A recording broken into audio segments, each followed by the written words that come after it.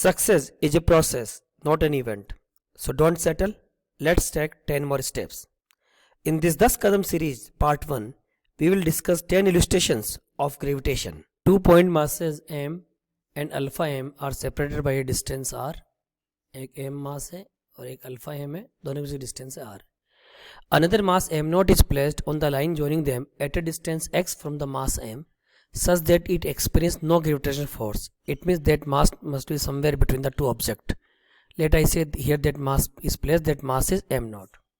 So again listen, another mass m0 is placed on the line joining them at a distance x from the mass m. मैंने बीच में क्यों रखा है तो पता चल गया होगा, तभी तो इस पर नेट फोर्स क्या होगा, zero. It will experience no gravitational force, क्योंकि अगर आप इधर रखोगे चाहे इधर रखोगे तो अल्टीमेटली इस पर दोनों ऑब्जेक्ट फोर्स लगाएंगे, नेट फोर्स जीरो हो ही नहीं सकता. और यहाँ पे रखोगे तो ये भी खींच रहा है और वो भी खींच रहा है, तो नेट फोर्स जीरो हो जाएगा. We have to calculate the value of the X as a function of the R and alpha.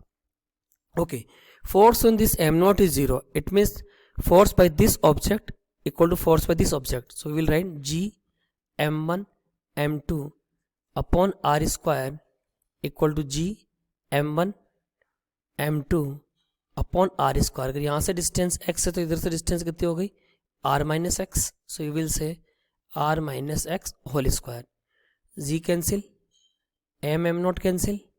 What we are getting 1 upon x square equal to alpha upon r minus x whole square.